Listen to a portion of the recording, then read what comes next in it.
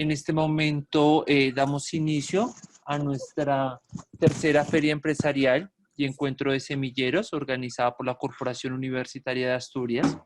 Este espacio que celebramos todos los años tiene la finalidad de acercar a empresarios y a líderes con nuestros estudiantes y pues va ligado a un proceso también de investigación que veremos en horas de la tarde. A continuación tendremos la presentación de la doctora Ángela Rocío Páez Copete, titulada El proceso de generar empresa en el sector educativo en Colombia. Sabemos que en este momento de crisis que estamos viviendo, la educación ha sido uno de los sectores más afectados y esperamos que la conferencia de la doctora nos permita vislumbrar cuáles son los retos que tenemos las instituciones educativas en el marco de esta emergencia del COVID y especialmente los colegios que han sido de los más golpeados tanto económicamente como socialmente y pues que son de los que tenemos que admirar. Entonces, doctora Ángela, pues le doy la palabra. Buenos días. Muchísimas gracias, muy amables por esta invitación.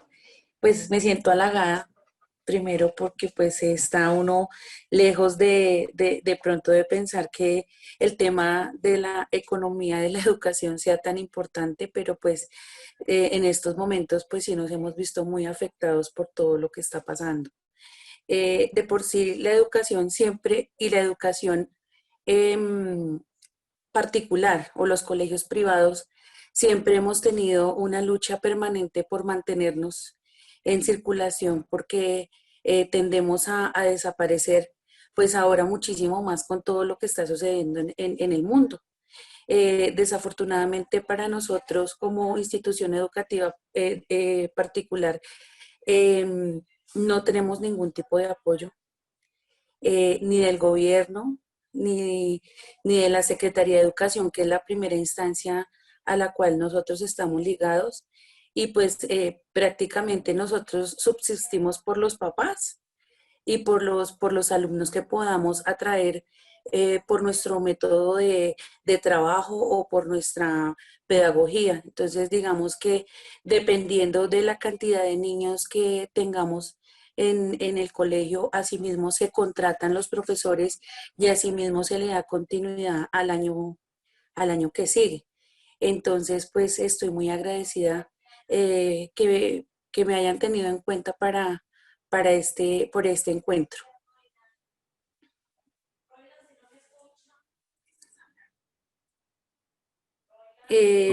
Doctora, ¿cómo está? Con Camilo Grillo, ¿cómo le va? Profe, ¿cómo me le va? Buenos días. Buenos días, ¿cómo va?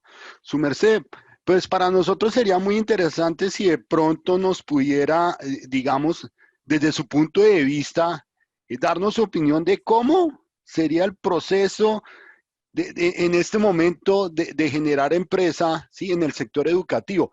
¿O cómo ha sido su experiencia desde este punto de vista para usted? Bueno, pues yo me gustaría empezar de pronto haciendo una retroalimentación o mirando de pronto que ustedes conozcan un poquito de mí. Mi nombre es ¿Listo? Ángela Rocío Páez Copete. Tengo, mi edad es 40 años. Yo llevo vinculada al sector educativo desde los 16 años. Empezó como la experiencia de empezar a trabajar con comunidad.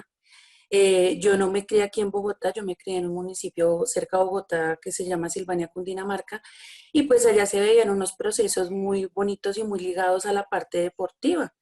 De ahí que me salió una beca para estudiar una licenciatura en la Universidad de Cundinamarca en Fusagasugá, pero por mis recursos económicos yo no pude acceder a esa beca porque pues tenía que tener económicamente para el transporte. Entonces, por azares de la vida me vine acá a Bogotá y resulté estudiando la licenciatura en Pedagogía Reeducativa. Yo soy egresada de la Universidad Católica Luis Amigo de Bogotá.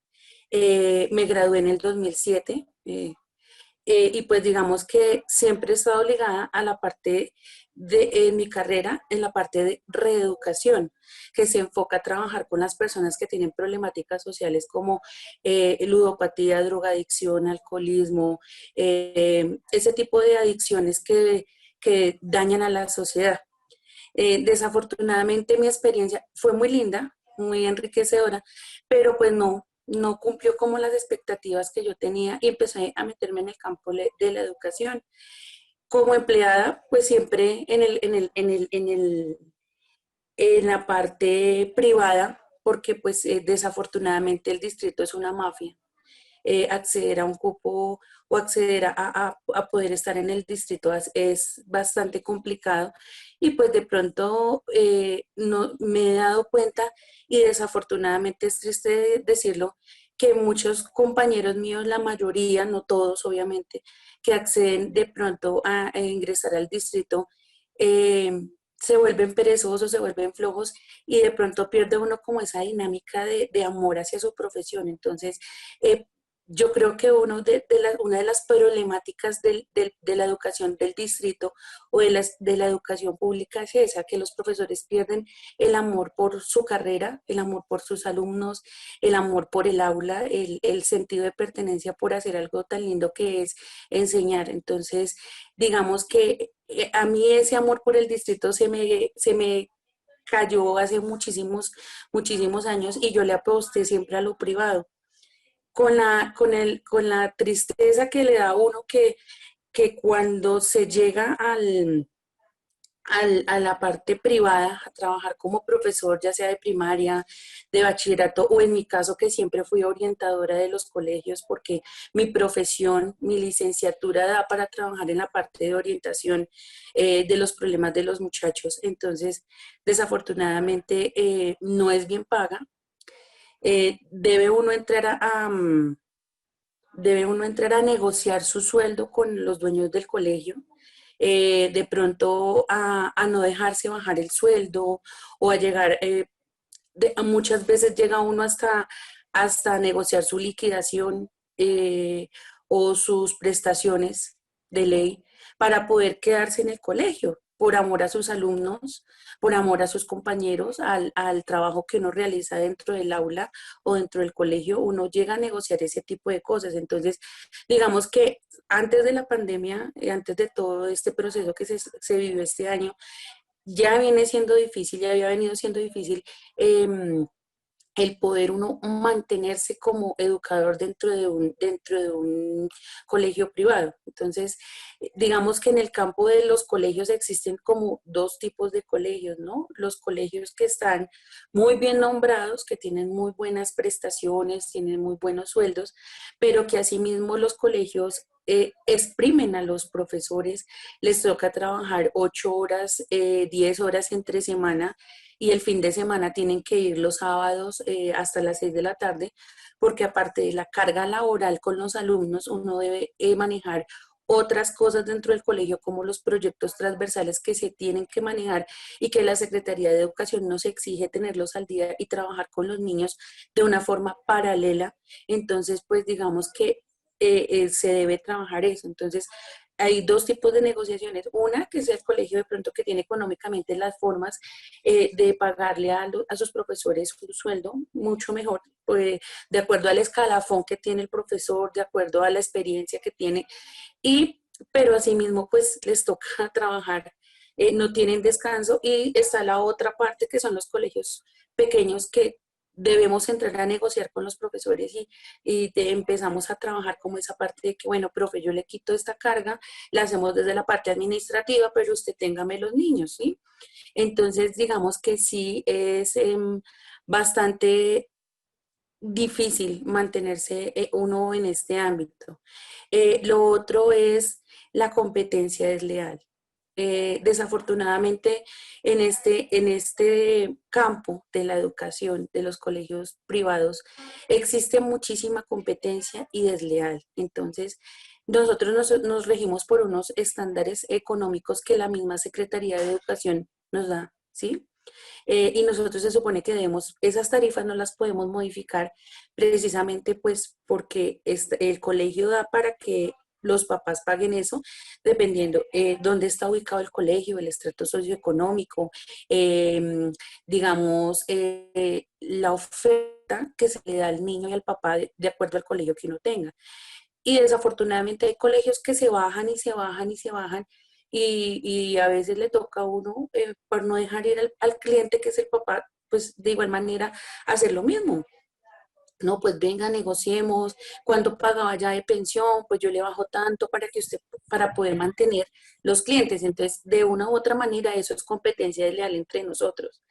Por otra parte, a nosotros estamos, tenemos en la Secretaría de Educación un sistema que es donde están todos los niños de Colombia, eso es a nivel nacional, que es el CIMAT. Entonces, es como un registro que existe de todos los niños a nivel nacional y en ese registro usted supuestamente, esa es la forma que usted tiene para presionar al papá para que esté al día con las pensiones. Si usted se quiere llevar a su hijo para otro colegio, usted le da el certificado del CIMAT, que lo bajó del CIMAT para que usted pueda ir a matricular donde usted quiera. Si usted como papá debe pensión, pues el colegio le dice, qué pena señor, pero yo no le puedo entregar a usted ese certificado porque usted debe pensión. ¿Qué pasa? Si usted se va para un colegio distrital con su hijo y usted llega sin boletín de calificaciones, si usted llega sin el registro del CIMAT, simplemente el gobierno le dice, venga y yo le matriculo el niño. No me importa que usted le deba a ese rector o a ese colegio 1, 2, 3, 4 millones de pesos. Simplemente venga y yo le registro a su hijo porque no le voy a vulnerar el derecho a la educación. Pero a nosotros como empresa sí nos están vulnerando el derecho a pagarle a nuestros trabajadores. Entonces, pues digamos que eso también nos afecta muchísimo a nosotros. Eh, en este momento el colegio nosotros lo tenemos en el barrio Villa María de la localidad de Suba, que es un estrato 2, 3 más o menos, lo que nosotros manejamos. Entonces las pensiones de nosotros no son muy altas, más o menos están entre 150 a 170.000 pesos las pensiones, que pues digamos que no es una pensión muy alta que se puede manejar, pero sí hemos tenido que llegar a becar a niños al 50% para mantenerlos y para que los papás no se lleven los niños a un colegio distrital. Entonces, digamos que en esa medida nosotros como institución buscamos las herramientas para que los papás no se lleven a los niños. Eso en cuanto a la parte económica. Hay otro factor que es muy importante, que es la parte pedagógica. Entonces, digamos que con qué podemos competir nosotros como institución, pues con unos perfiles muy buenos en cuanto a nuestros profesores, que sean licenciados o que sean profesionales, ¿sí? Porque pues sí nos hemos dado cuenta que muchas instituciones discúlpenme la expresión, pero rellenan el cuerpo docente con técnicos y tecnólogos para aparentar que tienen el cuerpo docente completo, pero pues realmente son personas que no tienen experiencia o que realmente no tienen la preparación para tener algunos cursos, ¿sí? Entonces, digamos que nosotros competimos con eso, con la calidad de profesionales que podemos eh, darles a los niños para que ellos tengan unas clases excelentes, buenos perfiles, personas que tienen manejo pedagógico de las clases. Eso es lo que nosotros hemos tratado de implementar en el colegio para que el nivel suba. Ahora, el colegio tiene 25 años de fundado, lo fundó la señora Eva Maya, que ella fue su rectora hasta hace 3 meses, 4 meses que me vendió el colegio. La señora Eva, pues digamos que la visión de ella siempre fue tener algo muy pequeño. Aquí el colegio manejaba grupos más o menos de 10, 12 niños, pues que realmente no daban el margen económico para mantener una muy buena planta docente. Entonces, digamos que yo llegué a trabajar con ella en el 2018, 2017 como coordinadora del colegio y digamos que en base a la visión que yo tenía, yo empecé como a venderle las ideas a doña Eva. Señora Eva, mire, podíamos meternos aquí. Ella tenía como esa visión de, no, contratemos a la profe técnica se le puede pagar poquito, con la profe técnica no hay que pagarle para fiscales, sino que yo le pago la salud ya.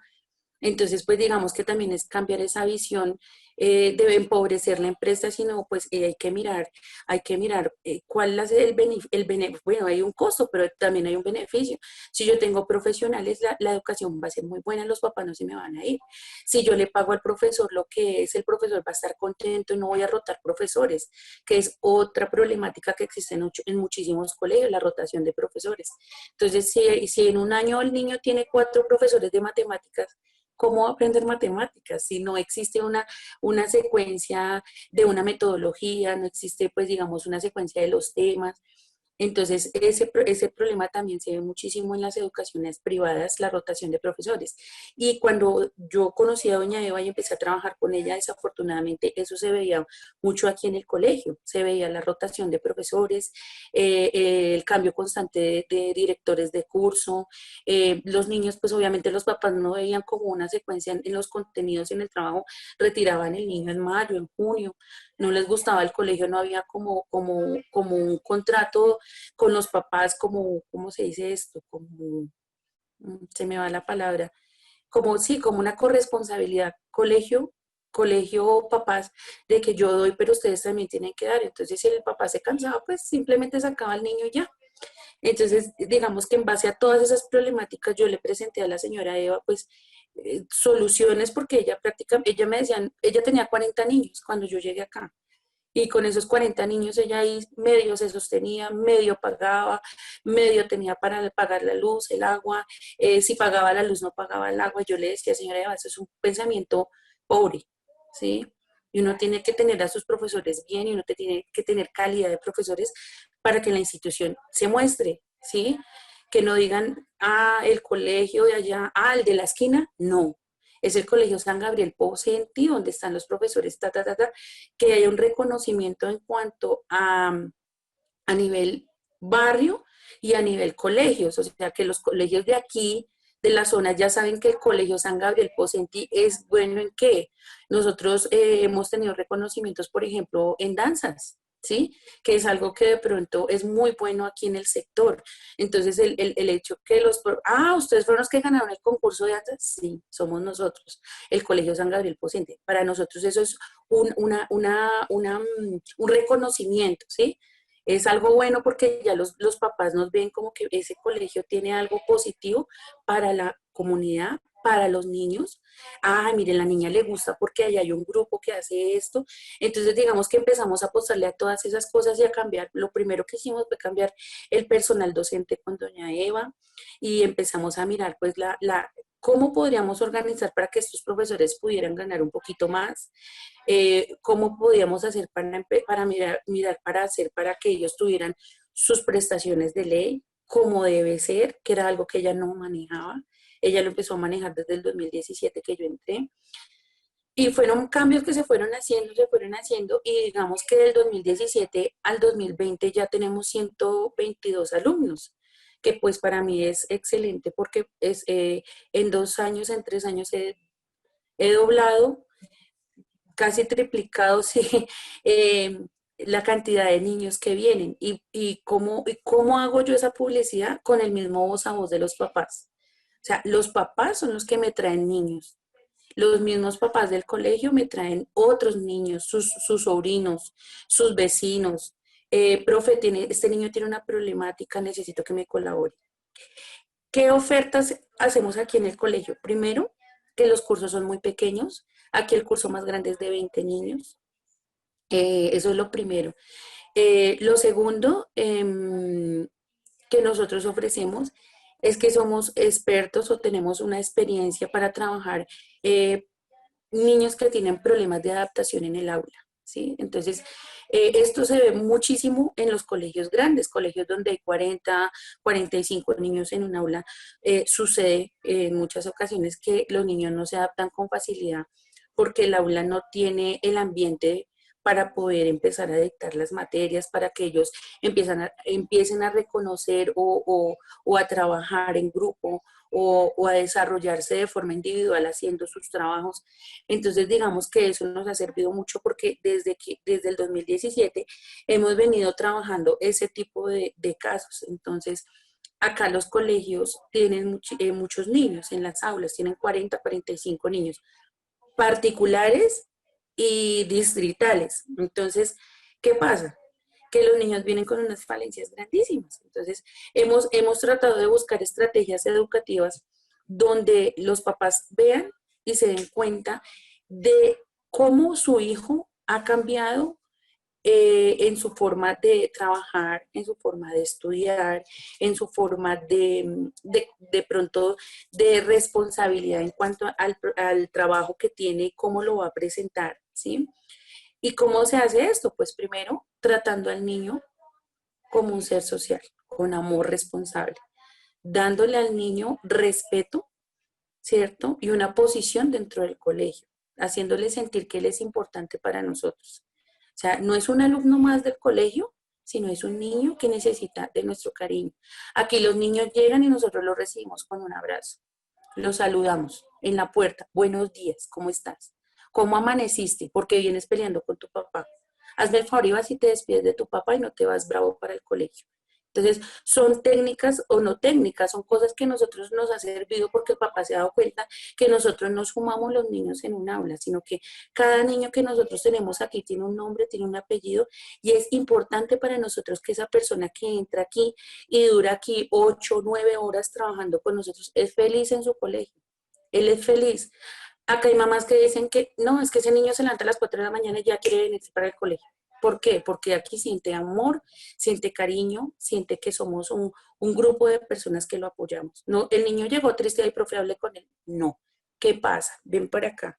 Tengo problemas, llamemos a tu mamá. No quieres hablar con tu mamá, quieres hablar con tu papá. Entonces se buscan todas las alternativas en base al ser social.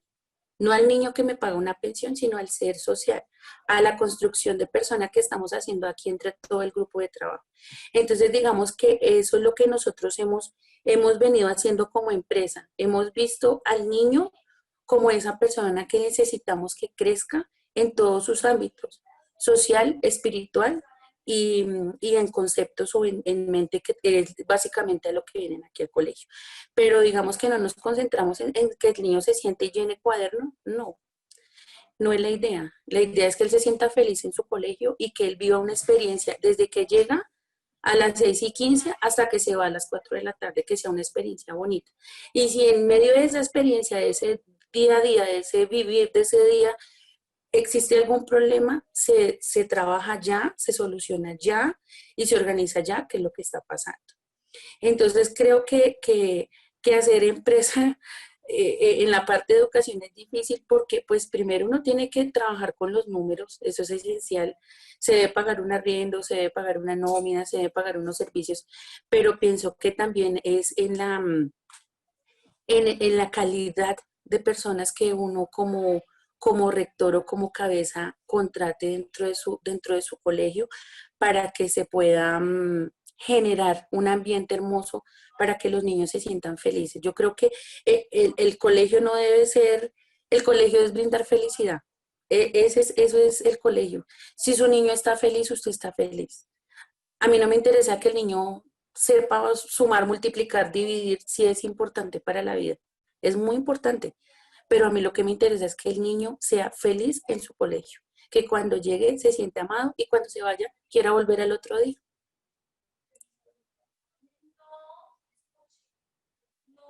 Muy interesante este planteamiento que la doctora nos hace.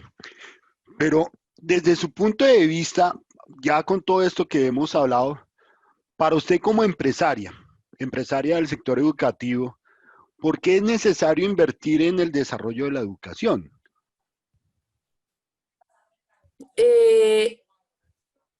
Sí, es muy necesario. O sea, yo pienso que no solamente se debe invertir en la planta física y creo que nuestro gobierno se dedicó, nuestro gobierno distrital y nuestro gobierno nacional se dedicaron fue a hacer plantas físicas y a tener unas plantas físicas hermosas con computadores, con, con unos pupitres lindos, con unos tableros hermosos, con cosas que los niños necesitan, pero realmente no se está invirtiendo en lo que se necesita y es en la capacitación de los profesores. O sea, más que inversión en planta física, nosotros los profesores necesitamos es que nos apoyen en, en buscar alternativas, en que nos ayuden a capacitarnos para buscar nosotros cómo ayudar a esos niños, ¿sí? ¿Qué pasa? Si nosotros queremos estudiar, a nosotros nos toca buscar algo particular. No existe un apoyo por parte del gobierno para que nosotros podamos estudiar algo, reforzar nuestros saberes que ya los traemos de la academia, pero que día a día la sociedad nos exige estar más digamos, a lo que hay. Y digamos que en esa parte sí necesitamos inversión, y necesitamos inversión en la parte en la parte de educación para nosotros como profesores, ¿sí? Primero, en nuestra parte mental, ¿sí? A nosotros nos toca entre nosotros mismos los profesores desahogarnos y buscar alternativas para desahogar todo lo que tenemos, porque trabajar con niños no es fácil, es durísimo. Y nosotros muchas veces nos toca reunirnos una vez por semana para poder descargar todo lo que tenemos, porque son 10 mundos, 12 mundos, 13 mundos que tenemos en un aula y todo eso nos llena a nosotros. Entonces, sí pienso, es importante la inversión física, pero también es muy importante la inversión en nosotros, que somos los que estamos todos los días con los niños. Entonces sí creo que es muy importante esa parte. También quería de pronto ahí anotar una cosita que de pronto me quedó pendiente. De pronto con todo lo que se está viviendo, nosotros teníamos, digamos, un plan de trabajo y íbamos muy bien, muy, muy bien en el sentido que nuestra estrategia educativa la veníamos fortaleciendo, como les expliqué hace un momento. Pero ¿qué pasa con todo lo del COVID y todo lo que está pasando y todo lo que está sucediendo? Yo sí veo un atraso muy grande por parte de nosotros, de los maestros, en todo lo que son herramientas virtuales para trabajar con los niños, ¿sí? Esto es algo que nos cogió a todos de sorpresa y desafortunadamente nadie nos dijo, venga, vamos a darles estas herramientas, miren a ver si les sirven, traten de implementar esto. O sea, el gobierno a nosotros no nos ayudó en eso en ningún momento. A nosotros todo esto nos cogió de sorpresa y que nos tocó improvisar. Y en medio de esa improvisación, pues ensayo-error, porque ¿qué más podíamos hacer? Entonces, desafortunadamente, en eso se perdió casi un mes, mirando cuáles eran las alternativas, qué era el mejor proceso, cuál era el mejor proceso, qué era lo que nosotros podíamos implementar primero para niños de estrato 2 y 3, que en muchas casas existen 4 y 5 niños con un solo computador y tienen que ver clase toda la mañana. O sea, son cosas como esas, que nadie nos dijo, venga, hay que hacer esto, sino que nosotros mismos en medio del ensayo y el error empezamos a darnos cuenta que todas esas cosas nos estaban afectando y que de una u otra manera nosotros como colegio pequeño no teníamos los recursos, ni las formas, ni un modelo diseñado para poder salir avante de todas estas, de toda esta problemática. Entonces, digamos que lo que yo veo, si hablamos de pronto de capacitación, sí me parece que para todo lo que pasó con el COVID, todo lo que está sucediendo, es más, llevamos 6 meses y en ningún lado, ni el gobierno, ni la Secretaría de Educación, ni la Alcaldía de Bogotá, ni absolutamente nadie se ha fijado en eso de decir, venga, necesitan esto, les podemos ayudar con esto. No. Lo único que hicieron fue crear una plataforma que es el Classroom, que es una plataforma gratis para que los profesores pudieran agarrarse de ahí y poder trabajar con los niños. Pero digamos, en forma de capacitación no lo hay. Ahora, no sé si es bueno o malo decirlo, pero la escuela antigua es muy buena. Yo aquí tengo mis profes que son profes que tienen bastantes añitos, tengo profes de 65 años que son excelentes en lo que hacen, y poder coger a una persona de 65 años y enseñarle a utilizar todo esto ha sido una odisea total porque pues vienen con su arraigo de su escuela antigua, de su tablero, de su cosa. Entonces eso ha sido también durísimo para nosotros. Valoramos muchísimo el trabajo de nuestros profesores que tienen sus añitos, pero digamos que ha sido durísimo con ellos poder sumergirlos en la tecnología y que puedan cogerle el ritmo todo, a las plataformas, a hacer una clase virtual, a que puedan conectarse al Zoom. Eso ha sido bastante duro. Entonces creo que la inversión que se debe hacer tanto en lo privado como en lo público debe ser en la parte de capacitación a los docentes. Ah, bueno. Mira, es que aquí hay digamos, una consulta que hace una estudiante y me gustaría que la aclararas, que es Sí. Joana Fidel Mora, pues envía una cuestión diciendo, pero hoy en día con el asunto del COVID, ¿cómo serían esos besos y esos abrazos? Entonces yo no sé si tú le quieres aclarar si hoy en día los estudiantes están yendo a la institución o seguimos en virtualidad, para que no le quede esa duda a ella. Sí, sí, nosotros tenemos pues el modelo virtual, que es el modelo pues que todas las instituciones están siguiendo. De pronto no hay besos, sí hay abrazos, pero sí hay una palabra y si hay un espacio para decir qué te pasa, ¿sí? Entonces, los profes en sus horas, a veces me escriben los profes el sábado, profe, mira, tengo este problema, listo, el lunes miramos, cuadramos, miramos a ver cómo hacemos. Entonces, de pronto, tanto en lo físico y en lo afectivo no se ha podido realizar, pero sí estamos al 100% pendientes de los niños, de los papás, de las situaciones que se están viviendo en la casa, de las depresiones que están mostrando los niños en estos momentos por soledad, por abandono, porque el hecho que el papá esté sentado al pie del niño trabajando en su plataforma y el niño en su classroom no quiere decir que el papá esté con él. Entonces, eso hay un sentido de abandono por parte de los papás hacia los niños. Entonces, manejar crisis dentro del aula virtual ha sido terrible, donde las mamás pelean con la profesora porque la profesora exige. Eso es algo tremendo, porque cuando usted está trabajando y usted se sienta y llena un formato, usted le manda a su jefe y listo, cumplió con su trabajo. Pero cuando usted está trabajando con personas, con seres humanos, con niños, hay que tener tacto y hay que tener amor para brindar una clase. Se debe empezar con una oración, se debe empezar con un buenos días, se debe empezar porque no has prendido la cámara, tú porque no estás ausente, oye, tal persona no se está conectando, entonces, profe, me haces un favor, me le escribes a la mamá porque no se está conectando tal niña o tal niño.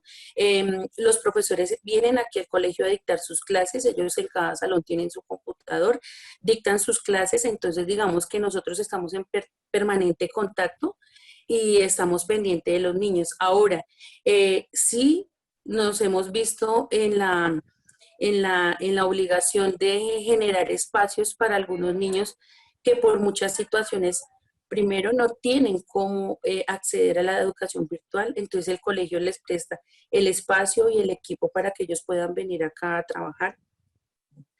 Segundo, tengo niños que tienen problemáticas familiares, entonces debemos hacer apoyo con esos niños. Ellos vienen acá una hora a la semana o media hora a la semana y se les hace seguimiento. Y tercero, lo que yo les hablaba de las depresiones de los adolescentes y de los niños es algo que se está viendo y es algo muy crítico que a nosotros nos ha tocado y hemos decidido ya digamos con lo de la cuarentena que ya se acabó y todo esto, hemos decidido hacer unas pequeñas reuniones y como los grupos son pequeños se prestan para eso, para que los niños hablen entre ellos, interactúen, compartan, escuchen música. Entonces aquí está el salón, aquí está el computador, pongamos música, vengan a ver cómo les ha ido, cuéntenme a ver, ¿sí?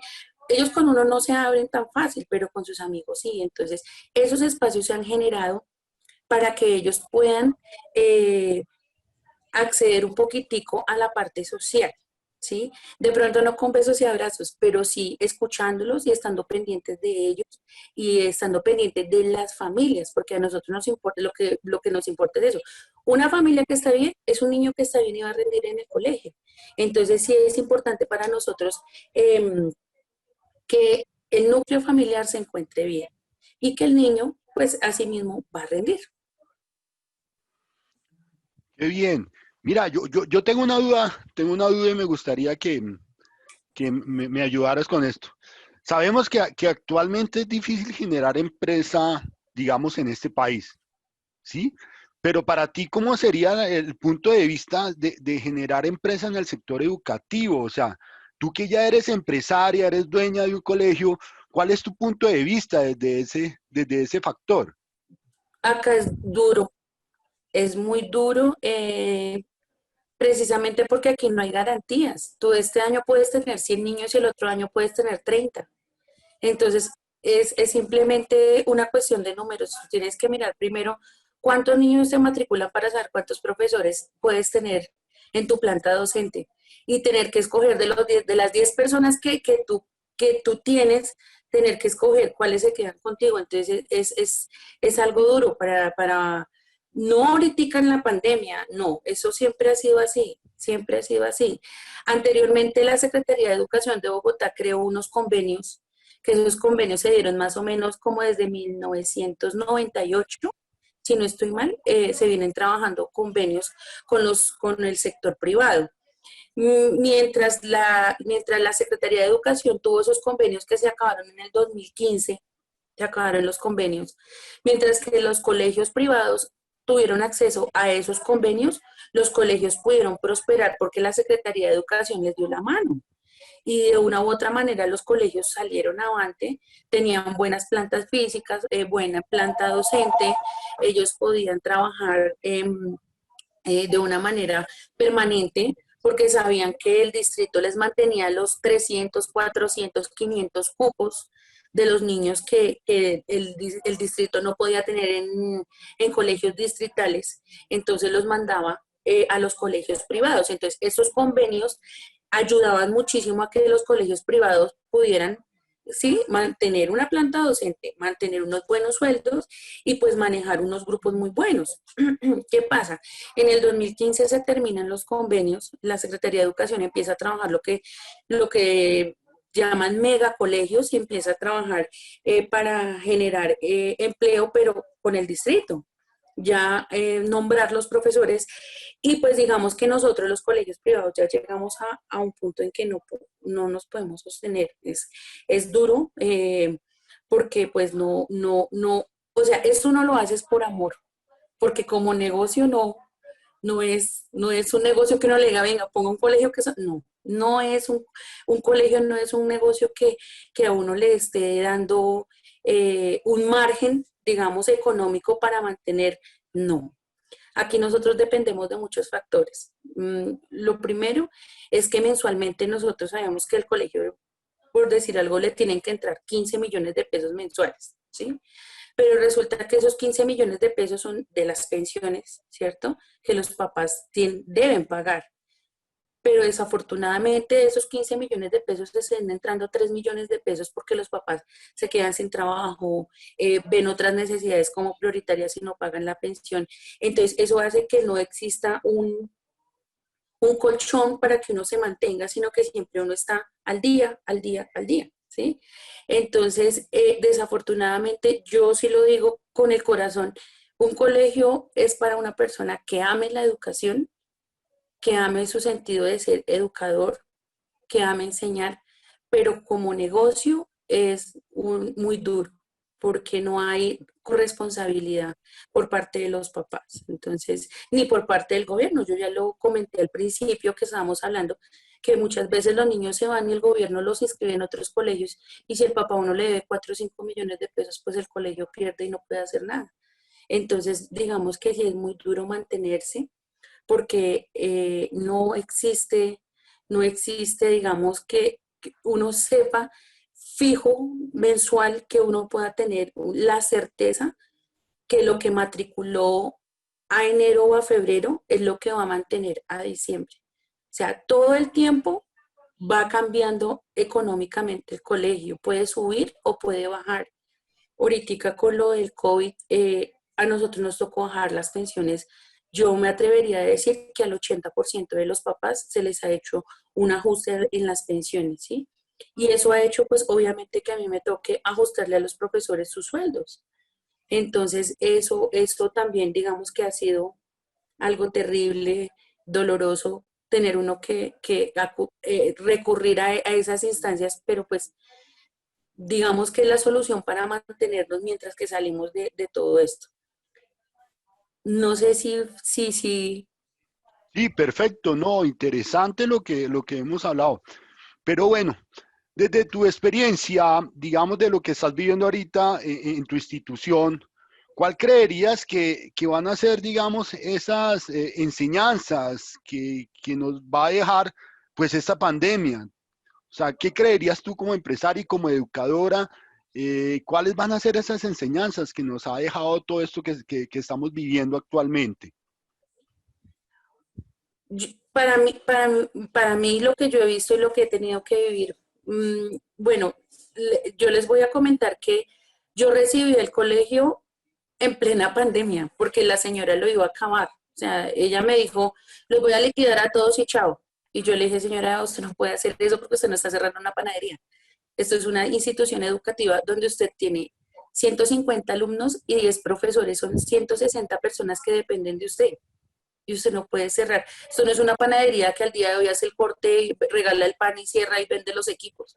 Usted tiene que tener todo un proceso para cerrar el colegio. Entonces, pues, piense las cosas, ella pensó las cosas y pues llegamos al acuerdo que ella me vendía el colegio. Entonces, yo recibí el colegio en plena pandemia. Todo el mundo me decía, usted está loca, ¿qué le pasa? ¿Cómo se le ocurre hacer una cosa de esas? La economía del país no da. Y yo dije, uno tiene que apostar por sus sueños y este es un sueño que yo tengo hace mucho tiempo y lo voy a hacer y aposté. ¿Qué enseñanza? Pues hago la introducción como para que se den cuenta, pues digamos, en lo que me he metido. Eh, ¿Qué enseñanza me deja? Pues primero que hay que definitivamente, por lo que yo vi en Doña Eva y cómo ella llevaba al colegio, es muy importante uno tener un colchón económico, precisamente para esto que está sucediendo. Lo segundo, creo que la legislación en la parte de contratos hacia las personas, ahí hay un fallo muy grande, tanto para la empresa como para los empleados, porque digamos que yo he visto, y lo he visto en mis papás que me llaman y me dicen, no, profe, me echaron del trabajo ya.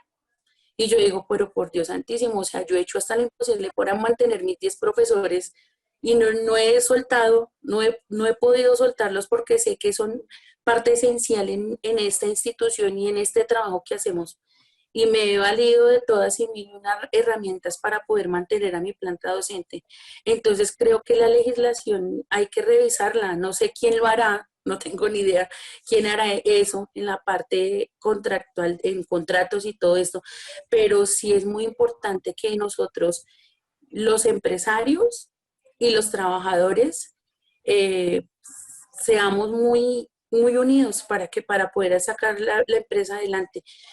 No sé, yo veía empresas como Arturo Calle que se rumoraban mucho, se decían muchas cosas sobre Arturo Calle, pero yo veo que es una empresa que en medio de todas las dificultades que está sucediendo, que está pasando en el país, todo lo que está sucediendo en estos momentos, ellos han tratado de mantener su grupo, han tratado de mantener sus empleados y yo creo que ese es mi modelo. Mi modelo es el agradecimiento hacia mis empleados y hacia mi grupo de trabajo. Yo más de pronto, todos necesitamos plata, pero más que plata yo les brindo a ellos un espacio donde ellos puedan trabajar en lo que les gusta.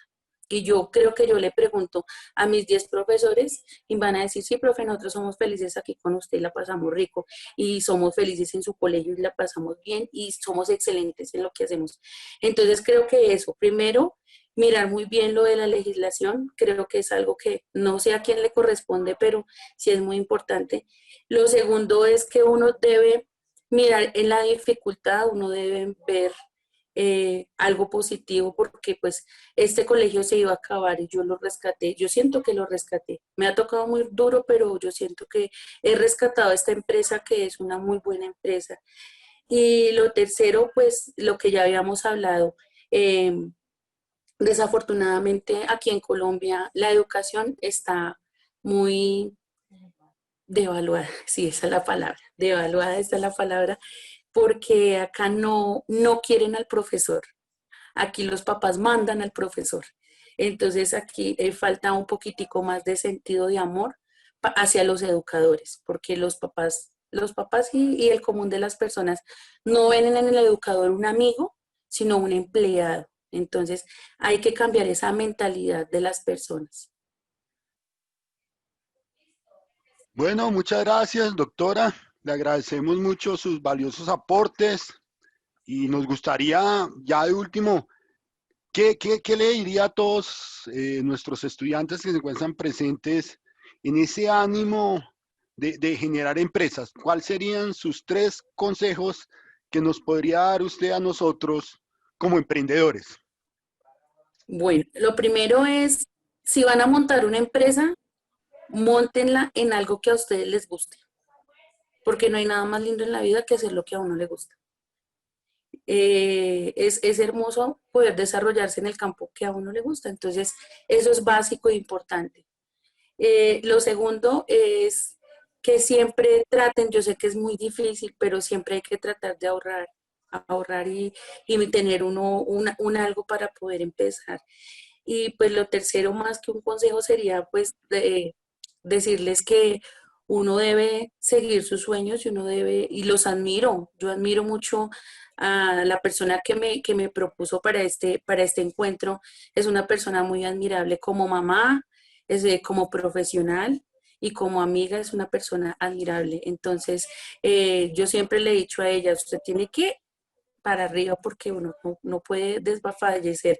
Y esta pandemia yo sé que es una oportunidad para muchas personas. Hay gente que lo ve como algo negativo y destructivo, pero yo lo he visto como una oportunidad grandísima para mí y para mi familia, porque esto es una empresa familiar.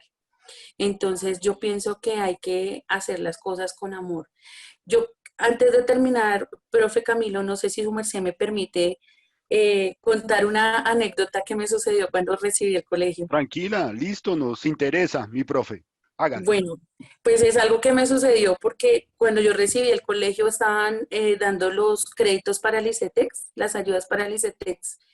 Y pues yo muy contenta me fui a presentar mis papeles para hacer lo del ICETEX para que mis niños pudieran acceder y mis papás pudieran acceder a ese beneficio.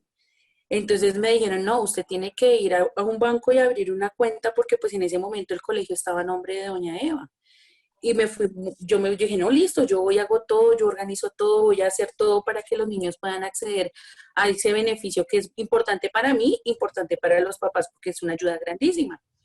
Y con la sorpresa que yo llegué allá a abrir una cuenta de ahorros para poder recibir ese aporte y esa ayuda. Y eh, la respuesta de la persona, del asesor del banco fue, nosotros no le estamos abriendo cuentas ni corrientes ni ahorros a los colegios porque son empresas que tienden a desaparecer. Uy, uy, Entonces uy. yo quedé como así, o sea, nosotros no tenemos ni derecho a abrir una cuenta.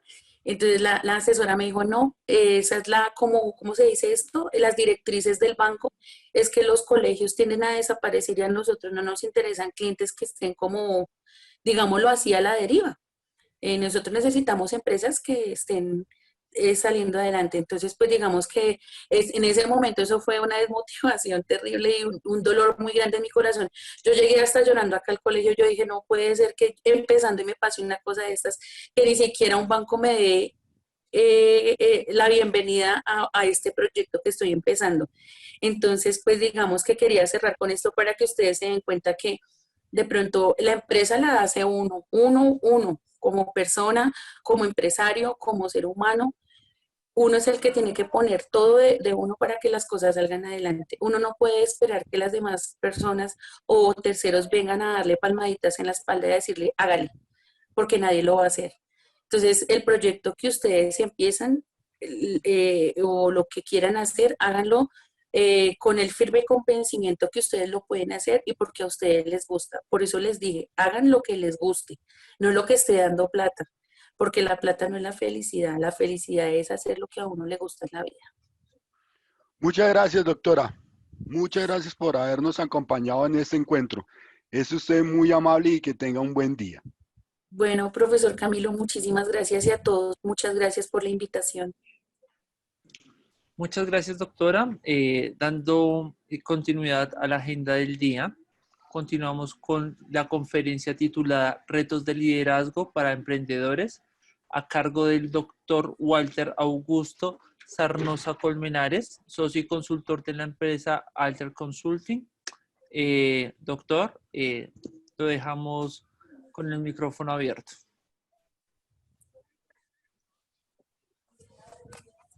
Ok, muy buenos días. Quiero saber si me escuchan bien. Sí, señor, lo estamos escuchando bien. Bueno, muchas gracias a Uniasturias por la invitación, por invitarme a participar en este escenario tan importante y sobre todo en este momento de coyuntura que está viviendo la economía mundial. Quiero iniciar contándoles algunas cifras para que entremos en contexto de la importancia de ejercer un liderazgo para el emprendimiento y para las personas que están pensando emprender, los que quieren reemprender y obviamente los que ya estaban emprendiendo y esta pandemia les frenó su impulso. Las cifras que ha publicado recientemente el DANE dan cuenta de que además de la pérdida de al menos 4.4 millones de empleos entre mayo y julio, estamos hablando de la suma de 2 ciudades completas, el mercado se ha contraído de tal forma que nosotros veníamos con un porcentaje de informalidad casi del 50% en todo el país. Con esta nueva cifra del DANE de 4.4 millones de empleos que se están perdiendo entre mayo y julio, a pesar de que a partir de agosto y septiembre hemos reactivado, las expectativas para este segundo semestre no son tan halagadoras de tal forma que vayamos a recuperar todos esos empleos que se hayan perdido. Eso implica que hay más personas que están migrando a la informalidad, al rebusque. Hay otras personas que inclusive se han quedado en sus hogares esperando a que esto pase, viviendo de sus ahorros, esperando, digamos, una nueva oportunidad, estando a la expectativa de las medidas que está adoptando el gobierno, a ver de qué forma nuevamente se reactivan, tanto en el mercado laboral como en sus micronegocios, emprendimientos, empresas, bueno, en el rol que venían jugando. El DANE también informó, este es un documento de la semana pasada, que el número de relaciones laborales dependientes cayó en julio en 8.3%. Eso quiere decir que habían contratos que sumaban 9.1 millones y a julio esos contratos se redujeron a 8.4 millones. Estamos hablando de 700,000 contratos laborales suspendidos, cancelados. ¿Esto qué ocurre? Los empresarios al comienzo de esta pandemia, de lo que se agarraron fue, hombre, ¿usted tiene vacaciones pendientes? Adelantémosle las vacaciones.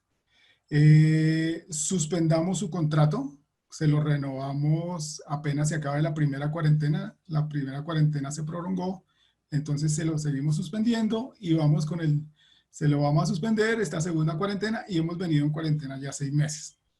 Muchos empresarios tuvieron que reducir en gran cantidad los contratos, tal como nos lo está mostrando el DANE, porque los empresarios se les agotó ese recurso de suspender, de sacar a vacaciones, de hacer suspensiones temporales, de personas que venían trabajando temporalmente, se les acabó ese contrato temporal, no se lo pudieron renovar. También el informe habla de que el número de personas inactivas entre mayo y julio pasaron de 14.4 millones a 17.3 millones. Esto quiere decir que todas las cifras, desde donde las miremos, enfocan a que las personas se están quedando inactivas en sus hogares, están perdiendo sus empleos, las empresas están perdiendo, digamos que la dinámica, el consumo está decayendo. Esta nueva, digamos que nueva normalidad que llaman, lo ha dicho FENALCO, ha sido, digamos que, una coyuntura que no va a permitir que la economía vaya a volver. Ellos calculan que a mediados de 2022 la economía nuevamente del país retome el ritmo que traía, un ritmo de crecimiento hasta el año pasado superior al 3%. ¿Por qué? Porque pues la capacidad de pago de los trabajadores, que es los que jalan el consumo, se vino disminuida. Ahorita, ¿qué está comprando la gente en sus hogares en esta pandemia? Alimento es lo que más compran, lo que están necesitando en este momento. El tema de vestuario, diversión, ocio, todo eso, obviamente no se está consumiendo en este momento. Todavía la gente tiene desconfianza, a pesar de la reapertura, de volver a salir y tomar esa dinámica que se estaba trayendo. Entonces, el reto que enfrenta la economía es el desempleo, que ronda en el 20%. Desde que empezaron a sentirse los efectos de la pandemia, veníamos ya en 2 dígitos. Este año habíamos alcanzado el 10%, 2 dígitos ya, pero a finales de julio ya ese nivel de desempleo se había duplicado y tenemos un 20%. Eso ha llevado a que el rebusque, con esta reapertura, la gente haya salido al rebusque.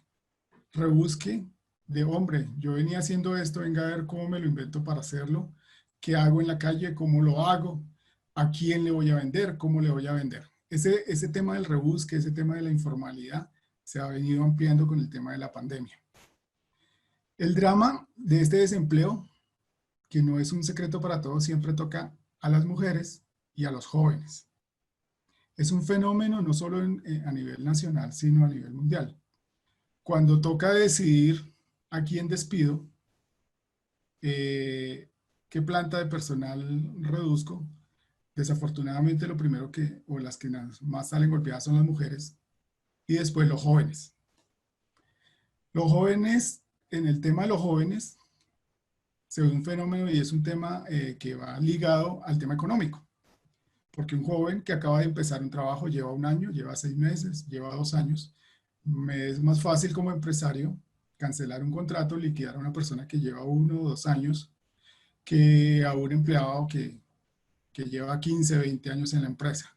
Entonces, ante estas coyunturas y ante cualquier crisis que tenga una empresa, lo primero que acude es pues a las personas que no le cuesten mucho en el tema de liquidación. Digamos, que no le afecte mucho el flujo de caja.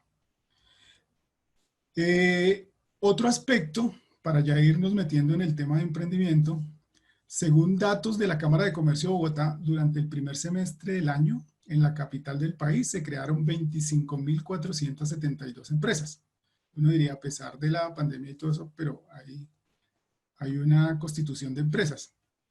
Obviamente hay una reducción frente al mismo periodo del año pasado en un 12.2%, que equivalen a 3.557 empresas menos que se crearon durante este primer semestre. El referente, digamos, para el emprendimiento a nivel global es el informe que hace el GEN. El GEN es el que monitorea el emprendimiento a nivel global. Hay un informe que ellos sacan anualmente. Esta metodología que utiliza el GEN, pues es un poquito cuestionable, porque se basa en la percepción y la intencionalidad de las personas que entrevistan para emprender. Colombia, dentro de los 60, 50 países que hacen la muestra, casi siempre estamos ubicados de la mitad para abajo, unos puesticos, o de la mitad para arriba. En el último informe que hicieron, y una actualización que hicieron, teniendo en cuenta los temas de pandemia, actualizaron el GEN del año pasado, 2018 a 2019, una actualización a 2020, nos ubicó en el puesto 35. Con este puesto 30, eso quiere decir que estamos dentro de 60 países que hicieron la evaluación en el puesto 35. Otra vez de la mitad hacia arriba un poquito. ¿Qué mira este estudio? digamos, el ambiente que hay en el país para emprender y cómo lo perciben las personas que quieren emprender. ¿Qué mide? Los incentivos de gobierno, la inversión o los recursos que se tienen para invertir, digamos, la actitud que se tiene frente a emprender o al contrario, emplearse, la capacidad que tiene, la capacitación, o sea, el entorno académico del país que inculca el emprendimiento. Y adicionalmente, las experiencias que se tienen frente a la apertura y cierre de empresas. Colombia tuvo una calificación sobre 10 de 4.24. O sea que nos falta, siempre nos ha faltado un poquito. Hay periodos anteriores donde hemos estado en mejores puestos. Sin embargo, casi siempre estamos en la mitad. Hay incentivos, hay intenciones de ayudar con el emprendimiento, hay, digamos que, buenas intenciones, pero de ahí no pasa. La percepción de los jóvenes es que es difícil emprender todavía en el país. Esa, digamos que es la percepción general. Listo, una vez, digamos que contextualizado con cifras, pues quiero contarles quién soy yo. Pues como presentó el profesor, pues mi nombre es Walter Augusto Sornosa. Yo soy administrador de empresas de la Escuela de Administración de Negocios, una universidad que hace énfasis en emprendimiento. Tuve una experiencia de más de 15 años en el sector financiero. Me desempeñé en todos los cargos dentro de un banco que ya fue liquidado, lo compró otra entidad. Cuando ese banco lo vendieron, la condición de la venta era que había que reducir el personal. Dentro de la reducción del personal, digamos que habían unas características de empleados de los cuales deberían salir. Uno de esas personas que cumplían con esos requerimientos fui yo. Me liquidaron, salí indemnizado del banco, con 19 años exactamente en el banco, y salí a mirar qué hacía. Yo nunca había pensado en que iba a salir del banco. O cuando lo pensé, no, dije, bueno, salgo y miro a ver qué hago. Entonces, ese fue un cambio abrupto, digámoslo, que sale uno todo el tiempo detrás de un mostrador, haciendo una función, y salir a enfrentarse uno con una plata que le dan de una liquidación y mirar, bueno, yo, ¿qué voy a hacer con esta plata?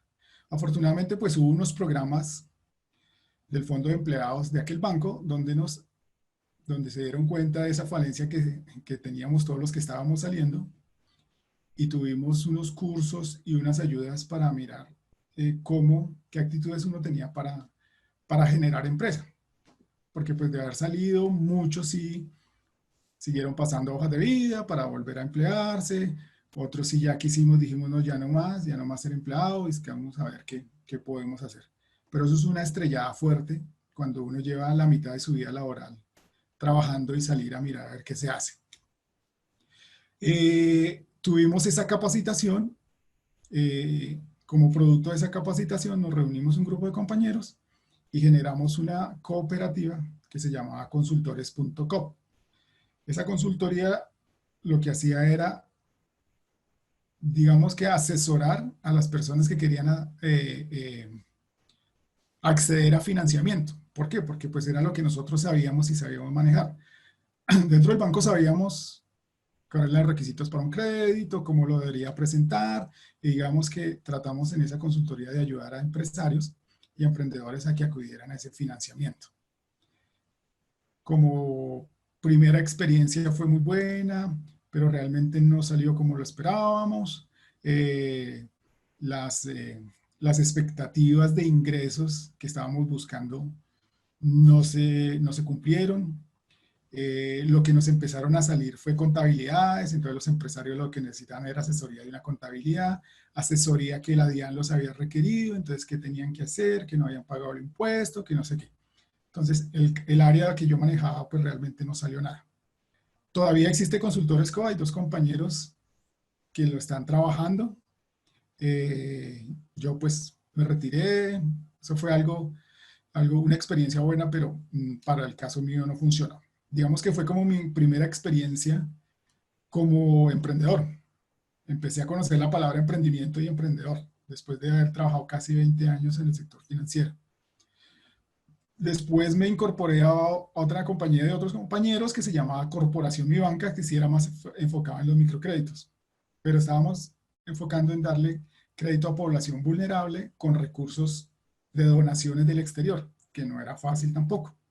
Se hicieron algunos pinitos, pudimos ayudar a algunos microempresarios, se prestó la plata, pero desafortunadamente la mayoría de la plata no se recuperó, que no teníamos digamos que el bagaje para, y el recurso tecnológico y humano para hacerle todo el seguimiento a los que les prestábamos la plata como lo tenía un banco. Entonces fue una experiencia también un poco amarga, no pudimos recuperar la plata, se perdió un capital y digamos, eso lo hacíamos pensando en que era pues que lo único que sabíamos hacer. Y ese era pues mi rol también. Dije, no, pues es lo único que sé hacer, venga, busquemos alguna forma de hacer empresa de acuerdo a lo que yo aprendí de esos 19 años en el banco. ¿Qué pasó en ese periodo después de estos dos fracasos? Volver a buscar empleo. Digamos que no lo estaba buscando tan así, pero hubo un ofrecimiento y pasé al sector público. El sector público es una cosa totalmente diferente al sector privado. Entré a la Secretaría de Desarrollo Económico. En la Secretaría de Desarrollo Económico de Bogotá estuve durante digamos que dos periodos. Un primer periodo fue como contratista trabajando en un proyecto que se llamaba Banca Capital. Era un proyecto muy interesante que buscaba irrigar recursos para los microempresarios que no tenían acceso al sistema financiero tradicional. Para aquellos que no tenían una garantía, que no tenían un codeudor, que su negocio no daba ni tenía la contabilidad formalizada para presentarle a un banco, pero que sí era un negocio que estaban dando y un negocio que realmente ameritaba apoyarlo. Entonces creamos varias estrategias y fue un proyecto bonito. Desafortunadamente el sector público, aquí los programas de gobierno son de 4 años, dura 2 años planeando un proyecto y 2 años ejecutando. El siguiente gobierno llega y puede que le guste o no le guste. Este proyecto desafortunadamente con el tiempo se vino acabando y no funcionó. Estas dos últimas administraciones han tratado de retomar el tema, pero no ha sido con la misma, digamos que grado de ayuda a la población vulnerable. Se está haciendo líneas de crédito, pero líneas de crédito que se irrigan a través del sector financiero. Y el sector financiero finalmente es el que decide si le presta o no le presta. Y lo hace bajo las condiciones normales que el sector financiero tiene para estudiar a sus prestatarios, con todas las garantías y todo el tema. Acá hay una cosa importante para el emprendimiento. Nosotros tuvimos una experiencia porque una de las falencias principales del emprendimiento en el país es el financiamiento.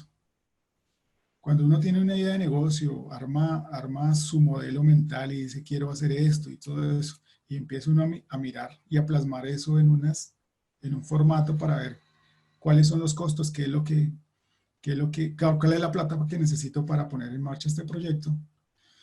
Y cuando digo es tantos millones, salgo a buscar la plata. Normalmente o es la plata de mis papás, o es la plata de un amigo, o es un ahorro que tuve por ahí, o es mi papá que fue y sacó el crédito. Entonces, digamos que nosotros intentamos en la Secretaría de Desarrollo sacar una línea de crédito para aquellos emprendedores que te presentaban una idea de negocio que era viable, que la veíamos viable porque pues era en su primera fase, pero que iba a ir acompañada de expertos que proceso a proceso iba mirando y a medida que el proyecto avanzaba se desembolsaban los recursos. O sea, primera fase, plan de negocio, modelo, producto mínimo viable vale tanto, prototipo vale tanto, tome los recursos, arranquemos, vamos al mercado, probémoslo, vamos acompañando y vamos irrigando recursos a medida que va avanzando el proyecto. Desafortunadamente nos vimos porque la idea era que esos recursos no fueran retornables, al emprendedor no se le iba a pedir que los devolviera, era una especie de capital semilla. Nos vimos, digamos que no pudimos efectuarlo porque no tenía la potestad la Secretaría de Desarrollo Económico para generar recursos, capital semilla. pudimos habernos visto abocados en un detrimento patrimonial, porque pues no se vio desafortunadamente el proyecto tal, el impacto que se buscaba con estos emprendimientos, que venía con unas variables obviamente de éxito y que eran generar empleo, generar unos ingresos mínimos, bueno, y sobre todo dinamizar el desarrollo económico de la ciudad. Entonces, digamos que ese es un tema que todavía no se ha podido solucionar ciertamente. Cuando yo quiero emprender, siempre, si no tengo ahorros, si no tengo a mi papá o mis amigos que me respalden, o si no tenemos un fondo donde salir, pues siempre quedamos frenados en esa primera etapa. Hoy existen otras herramientas, pues, como el crowdfunding, eh, algunas donaciones. El gobierno ha querido, digamos que ayudar con ese tema, pero siempre ha encontrado falencias y que pues es que el que realmente irriga los recursos es el sector financiero, y el sector financiero tiene una reglamentación que no le permite ser tan laxo en el momento digamos que de otorgar recursos para este tipo de proyectos. Finalmente, como es para contarles cuál ha sido mi historia, que es un poquito de decirles cómo cuando uno emprende tiene que empezar a ejercer liderazgo en esos emprendimientos de tal forma que haya un convencimiento y haya una meta clara para alcanzar digamos que esos proyectos que uno quiere llevar a cabo. Claramente para mí la experiencia inicial yo no la tenía clara, yo no lo hacía uno más porque esto es lo que sé hacer, venga, nos lo inventamos, venga, tratamos de hacer esto, pero no había digamos que un convencimiento y unas metas claras frente a ese proyecto. En la segunda parte de la Secretaría de Desarrollo me tocó ejercer el rol de subdirector de emprendimiento. Subdirector de emprendimiento, una tarea que fue muy constructiva y me enriqueció mucho para pues poder estar hoy aquí sentado y poderles contar un poquito con más tranquilidad cuál ha sido esa experiencia del emprendimiento. En la Secretaría de Desarrollo Económico, nuestro gran reto fue montar la ruta de emprendimiento. La ruta de emprendimiento lo que buscaba era acompañar al emprendimiento desde la idea que tenía de negocio y llevarlo de la mano con todos los recursos de la Alcaldía de Bogotá y de algunos aliados a que sacar adelante ese proyecto. Entonces, primero nos tocó buscar un espacio físico, buscar los profesionales que tuvieran las capacidades para atender a ese emprendimiento y generar, digamos que un modelo de confianza y generar alrededor de la Secretaría de Desarrollo Económico una sinergia entre todos los actores del ecosistema de emprendimiento, que esa es una de las falencias a propósito de los emprendedores cuando están empezando. Tienen una idea de negocio, pero cuando necesitan ayuda no saben a quién acudir. Acá en el país y la experiencia de Bogotá tenemos actores que ayudan en cada una de las etapas de emprendimiento. Nuestra tarea a través de esa ruta de emprendimiento era generar en ese espacio todos los aliados que pudieran ayudar al emprendedor en cada una de esas etapas. Aliados, ¿quiénes son los aliados y quiénes son los actores del ecosistema de emprendimiento? Ahorita vemos más adelantico algunos de ellos y cuáles son sus ofertas. Pero estos aliados son cámaras de comercio, SENA, el Ministerio de las TICs a través de Impulsa, teníamos también universidades, teníamos algunas incubadoras, aceleradoras, y el rol de la Secretaría de Desarrollo era ser el centro y aunar esfuerzos para que todas esas entidades pudieran ayudar al emprendimiento a través de la ruta de emprendimiento. Lo logramos, digamos que en un 70%. Faltó, ¿qué faltó? Faltó que el emprendedor se apropiara de estos servicios que estábamos generando. ¿Por qué? Porque el emprendedor muchas veces llegaba con su idea y hay que decirlo francamente, no se dejaba ayudar. Él llegaba y mi idea es esta, y yo es esto, y no, es que yo ya ahí lo estudié, ya lo evalué y esto y esto. Una de las grandes falencias en el emprendimiento es que yo primero genero un producto o una idea y después salgo a mirar a ver si se vende o no. Lo que hay que hacer, y lo aprendí, y digamos que en este escenario de la ruta de emprendimiento, por experiencia lo vimos, es primero hay que buscar la necesidad, el público, el mercado, cuál es el dolor de estas personas, qué necesidad les vamos a aliviar, y después sí, con base en eso, identificar ese problema y a este público, oye, diseñemos un producto para estas personas. Eso es más, tiene un rango de éxito más acertado que salir que una idea que para mí puede ser muy buena, un producto que para mí es excelente, pero cuando salgo a buscar a ver a quién vendérselo, muchas veces una estrella porque pues no todo el mundo piensa igual, ni todo el mundo lo necesita, o nos damos cuenta que ya hay muchos similares, y entonces ahí es donde nos estrellamos. Entonces digamos que tuvimos un 70% de éxito porque faltó eso, faltó un poquito más de inculcarle al emprendedor, digamos que esa etapa previa que era necesaria, que el emprendedor se apropiara un poquito más de todos los servicios que había, y que desafortunadamente, y eso existe todavía, es que cuando hablamos de sector público, y cuando acudimos al sector público, esperamos que el sector público nos lo dé todo. Y se vuelve un poquito como, no, es que usted tiene que darme esto, es que usted tiene que ayudarme con esto, y esto tiene que ayudarme con eso. Y ahí es donde falta la actitud de liderazgo del emprendedor. Ahí es donde quería llegar con este tema de emprendimiento. Nosotros lo que inculcábamos en una primera fase del emprendedor era apropiese de su proyecto, apropiese de su idea, tome liderazgo, pero un liderazgo proactivo frente a su proyecto. No asuma siempre que lo que le dijo el asesor, que lo que le dijo la alcaldía, que lo que dijo el gobierno, entonces él dijo que me iba a dar eso, entonces yo me saco todas mis energías es para ir por eso que dijo el gobierno, que dijo que me iba a dar 1.000.000 de pesos, que dijo que me iba a ayudar con esto, que me iba a dar este curso. Entonces, digamos que ese despiste que tiene el emprendedor frente a esos temas es lo que nos dimos cuenta en la ruta de emprendimiento, que lo hacía desenfocarse de su idea, que muchas veces era muy buena. Adicionalmente nos faltó otro ingrediente que fue el tema tecnológico.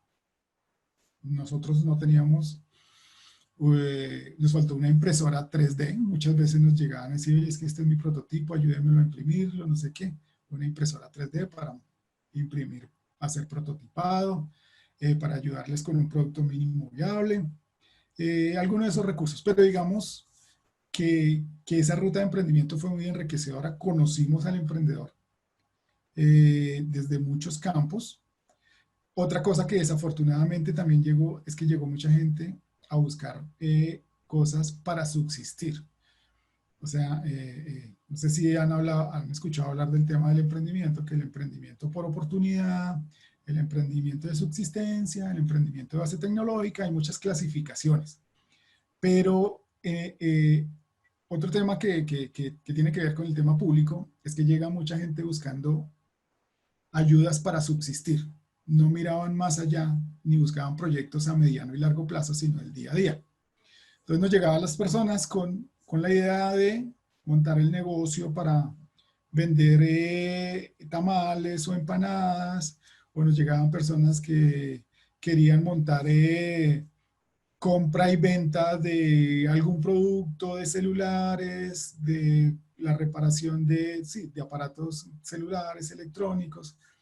Entonces, digamos que sí es emprender y sí es una necesidad que hay que suplir. Hay mucha población vulnerable, mucha informalidad. Pero no era el objetivo de la ruta de emprendimiento. Todos los recursos que estábamos reuniendo allí, todos los actores, pues era para ayudar con emprendimientos, digamos que que generaran a mediano y largo plazo mayor impacto. El tema de subsistencia es un tema que es difícil de manejar, es difícil de digamos que una alcaldía logre con un programa de gobierno solucionar. Acá hay un instituto que se llama el Instituto para la Economía Social, IPES, que supuestamente es el ente encargado de ayudar con todo el tema de la informalidad, ayudar con vendedores estacionarios y ambulantes a dar ese paso de salir de la calle a la formalidad. Una vez ellos estuvieran listos para dar ese paso, nosotros cuando estaba en la Secretaría de Desarrollo Económico, los recibíamos y de ahí les ayudábamos a que realmente se volviera un plan de empresa, esa idea que tuvieran, y pasaran a la formalidad. Es un tema difícil, es un tema complicado, porque pues toda la gente asocia la formalidad es con pagar impuestos, con plata para el gobierno, y bueno, no es un tema ahorita de política en que nos metamos. Actualmente estoy trabajando en un voluntariado que está liderando el Minuto de Dios. Es un programa que está en asocio con la vicepresidencia de la República. El objetivo es ayudar a 40.000 microempresarios en todo el país, a ayudarles con este tema de la reactivación económica post pandemia. Entonces estamos capacitándonos, porque otra cosa del emprendedor es esa: hay que capacitarse, leer, capacitar, estar actualizado. Es otra forma de ejercer liderazgo en lo que queremos hacer. Entonces nos estamos capacitando en la metodología del Minuto de Dios y voy a entregar un voluntariado de 3 horas semanales para ayudar a estos negocios, a estos micronegocios, porque son micros, a salir adelante en este tema de la pandemia. Y hace 4 años soy pues socio consultor adjunto de Alter Consulting. Alter Consulting es una entidad de consultoría en la que hemos pretendido crear una propuesta de valor frente a la consultoría y la mentoría tradicional. Y esto incluye un capítulo frente al emprendimiento. Hemos adquirido herramientas que nos ayudan a aterrizar un poquito y hacer más práctico el tema de la consultoría, porque muchas veces la consultoría tradicional, sobre todo para el emprendimiento, se va mucho en teoría y poco en práctica. Entonces, lo que me pasó a mí cuando yo hice el primer curso de emprendimiento, se nos fueron 6 meses en teoría, y haga esto, y ponga esto, y esto. Y los ahorros con los que nos habían liquidado de la entidad que habíamos salido, se agotaron. Entonces, si yo voy a hacer un emprendimiento y dura una capacitación de 6 meses, yo en esos 6 meses o ya pierdo el interés del emprendimiento, o ya me salió otra oportunidad, o ya me desenfoco totalmente. Entonces, estas herramientas que hemos adquirido es para, con muy poquita teoría y más práctica, poder llevar al emprendimiento digamos que primero a mirar si el producto o el proyecto que tiene viabilidad. No podemos afirmar desde un comienzo, y eso pues creo que nadie lo puede hacer, decirle a alguien que llega con una idea, oye, su idea es buena, su idea es mala. Hay que mirarla, hay que analizarla, hay que mirar, hay que validarla en el mercado, hay que, dentro de la metodología que nosotros tenemos, es hacer el producto mínimo viable ya.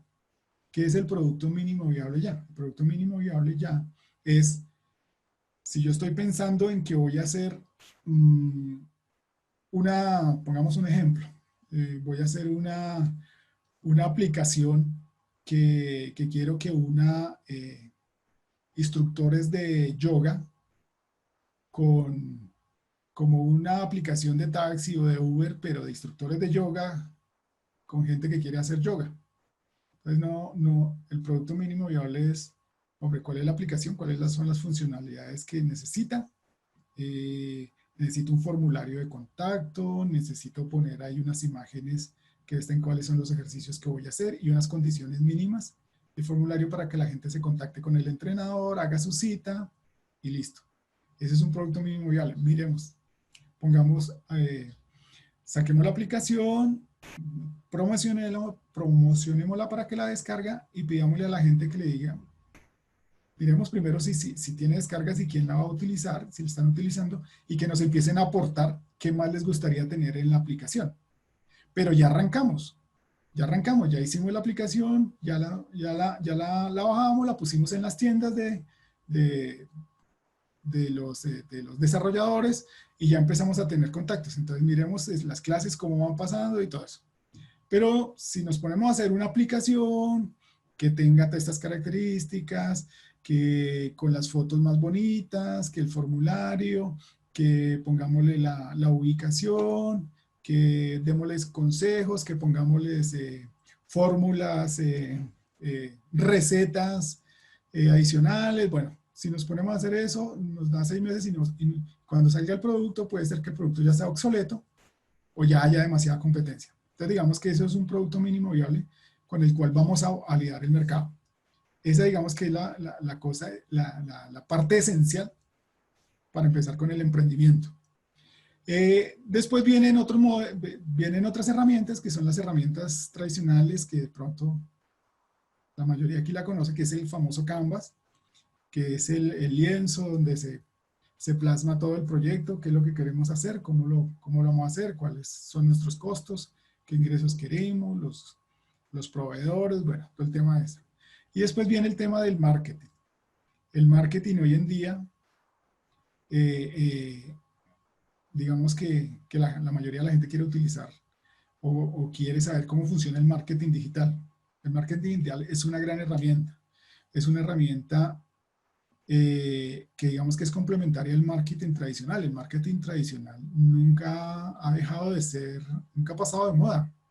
O sea, el marketing tradicional lo hacemos, el voz a voz lo seguimos haciendo, el amigo que le dice que por favor le recomiende más, el que da puntos porque le traiga un cliente, todavía existe el volanteo, todavía existen las tarjetas. El marketing digital es digamos que es una herramienta adicional que nos ha permitido llegar a más gente con menos costos. Eso sí no tiene ninguna discusión. Hay que saberlo hacer, hay que mirar cuál es la plataforma adecuada para hacer ese marketing, cuál es la red social más adecuada, porque el marketing digital hay que tener en cuenta que el marketing digital está supeditado a las condiciones de funcionamiento de las redes sociales. Facebook funciona hoy así, mañana cambia su algoritmo y mañana funciona de otra forma o cambia su presentación. Google también, YouTube, Instagram, TikTok no la conozco, pero sé que también ya hay emprendedores que están usando TikTok, porque TikTok con un video de 15 a 20 segundos que creo puede vender su proyecto muy bien. Y sobre todo porque es con videos, es muy visual, lo mismo que Instagram. Entonces, digamos que el marketing digital es un tema que merita un capítulo aparte para discutirlo. Entonces, digamos que en Alter Consulting y el tema de emprendimiento tenemos todas esas herramientas. Queremos inculcar en el emprendedor digamos, que se meta en la cabeza ese convencimiento que tiene frente a su proyecto. Si no tiene ese convencimiento, debemos hacer un paso anterior, o digamos que no lo hacemos nosotros, pero se le debe decir al emprendedor: hombre, siéntese, ¿eso realmente es lo que quiere hacer? ¿Usted lo haría así no le pagaran? ¿Eso no le causa molestia estar 8 horas haciendo lo mismo? Digamos, ese convencimiento, esa mentalidad, digamos, que antes del emprendimiento es muy importante, porque la mayoría de los fracasos son esos. Hoy en día se habla de que la pasión y que haga lo que más le guste y que no sé qué y sé cuándo. Muchas veces lo que más me gusta no es rentable. pero sí puedo encontrar cosas que me agradan y que estaría dispuesto a hacerlas y por las cuales quisiera sacar como empresa ese proyecto adelante. Quiero poner aquí, digamos que de la experiencia que he tenido, de lo que leo, de los diferentes seminarios que asisto, puse aquí, quise traerles unas reglas que yo consideraría que les sirve a los emprendedores para ejercer el liderazgo con éxito. Y digamos que son reglas que son tomadas no las acomodé de acuerdo a mi experiencia y de acuerdo a lo que yo pensaría que podría utilizar. La primera regla es: define un mensaje claro. Cuando vayas a emprender tienes que tener un mensaje claro de qué es lo que quieres hacer, cuál es ese servicio que vas a ofrecer o cuál es ese producto que vas a vender. Y ese mensaje debe ser corto y debe ser claro, que no confunda, que muchas veces hacemos mensajes largos, pero no sabemos realmente qué es lo que esa persona nos está ofreciendo o qué es lo que nos está vendiendo. Entonces, define un mensaje claro, que sea un párrafo, puede ser. Elegir el mercado adecuado, que era lo que hablábamos antes. Hay que ir y ver cuál es nuestro mercado. Conozco un caso de éxito de unas personas en Estados Unidos. No sé si ustedes conocen que en AliExpress, que es la plataforma de comercio electrónico más grande de China, uno puede entrar allí, inscribirse y comprarle directamente a los proveedores que están en esa plataforma un producto de marca blanca. Marca blanca es un producto genérico que ellos se lo producen con una marca propia. Entonces, si yo quiero ponerle a unas zapatillas Wally, como me dicen algunos amigos, entonces yo diseño el logo y quiero que las zapatillas sean así. Ellos tienen ya la zapatilla hecha y lo simplemente que van a hacerle a esa zapatilla el diseño. Entonces le van a poner Wally y van a poner el diseño que yo les diga. Y ellos me producen a mí esas zapatillas y me las envían a mí y yo las vendo. Una marca, una pareja en Estados Unidos que eligió un mercado de una necesidad que había. La mujer embarazada, la mujer que está lactando, siempre ha tenido el problema para tener al bebé en el pecho cuando está alimentándose. Fuera de eso, el celular, el bolso, todo esto. Entonces ellas encontraron este mercado y dijo: oye, las mamás sufren mucho cuando están alimentando al bebé y que se tienen que tapar y que no sé qué. Inventaron o pidieron, vieron en AliExpress un biberón manos libres. Entonces el biberón se lo cuelgan acá en manos libres, está el bebé acostado y el biberón está ahí sobre ellos y ellas están ahí tranquilitas, no tienen problema, solo tienen ocupado este brazo para sostener al bebé y el biberón se sostiene ahí. Ha sido un éxito, eso es un caso de éxito que vi a mediados, hace un año más o menos. Y esa empresa salió en una de las revistas de Estados Unidos que destaca los emprendimientos. Encontraron un dolor, encontraron un mercado y le acertaron. Esa digamos que es otra de las claves antes de emprender. Pensar como un empresario. Oye, eso sí que es bien importante. Pensar como un empresario. Y era lo que cuando nosotros atendíamos emprendedores en la Secretaría de Desarrollo y cuando en Alter Consulting hablamos con empresarios, con emprendedores, lo primero es que tienen que empezar a pensar como empresario. No piensen que voy a ver si me va a ir bien, bueno, no, es que no tengo esto, no, es que no sé. Si lo va a hacer, piense como empresario. ¿Eso qué quiere decir? Como empresario, usted va a tener una empresa organizada, va a tener que tener recursos físicos, va a tener que tener recursos económicos, va a tener que armar un organigrama, va a tener que prever qué pasa si no vendo, qué pasa si esto, a dónde voy a acudir, cuáles van a ser mis proveedores. Empresario. O sea, no voy a ir a ver qué voy a hacer o no, es que yo no puedo con esto, no, yo no soy empresario, o mi negocito, o mi empresita, que es lo que desafortunadamente nosotros utilizamos mucho con el diminutivo. Crear sistemas efectivos, hay que crear sistemas para que cuando nosotros vayamos creciendo el emprendimiento crezca y el emprendimiento escale.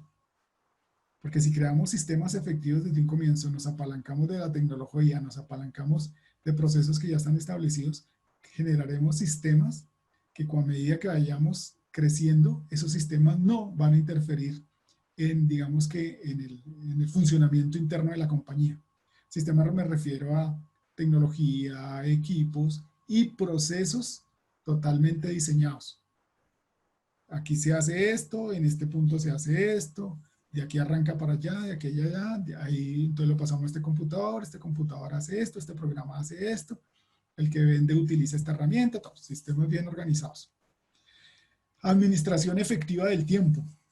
Eso sí que es cierto, nosotros, y lo digo por experiencia y me da culpa de que uno pierde demasiado tiempo, no tiene digamos que la disciplina para manejar sus tiempos. Cuando uno está haciendo emprendimientos, suele dispersarse mucho porque está pensando que esto que estoy haciendo, pero de pronto al hacer yo algo conseguí información de una cosa que puede mejorar, de otra cosa que me puede ayudar, o de pronto estoy trabajando y resulta que mi amigo me chateó, o resulta que posteó una nueva foto en Instagram o una historia en Facebook y no sé qué, y bueno, como yo apenas estoy emprendiendo y todo eso, entonces yo todavía tengo tiempo para otras cosas. Entonces me desenfoco mucho y pierdo demasiado tiempo.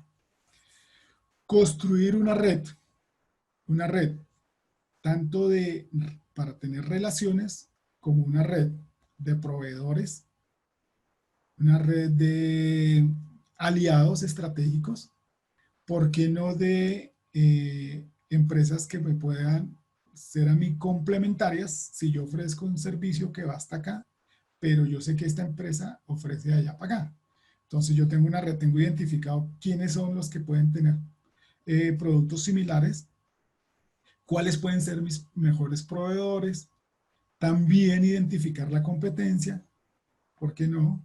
Hay cosas, momentos en que, y en este, conocí muchas experiencias para el tema de la pandemia, que antes eran competencia y hoy son aliados. O sea, digamos, vea, yo tengo que despedir tantos empleados, yo también, entonces, vea, hagamos una cosa, aliémonos. Si antes usted tenía sus clientes, yo tengo sus clientes, los venimos perdiendo, busquemos una sinergia, aliémonos y miremos cómo salimos adelante los dos. Más adelante miramos cómo hacemos, pero son alianzas, siempre tiene uno que tener en la mente quién es el competidor, la red de proveedores, la red de relaciones, cuál es la entidad que me puede ayudar para el tema de financiamiento, cuál es la entidad que me puede ayudar para el tema de capacitación, ¿sí? Entonces digamos que es importante tener esa red, y eso es desde el comienzo, no es adelante, desde ahora hay que identificarlos. Y la última regla es leer y capacitarme constantemente. Eso sí, uno como emprendedor, yo todos los días, cuando me siento al computador, le dedico entre 45 y 60 minutos a leer y capacitarme.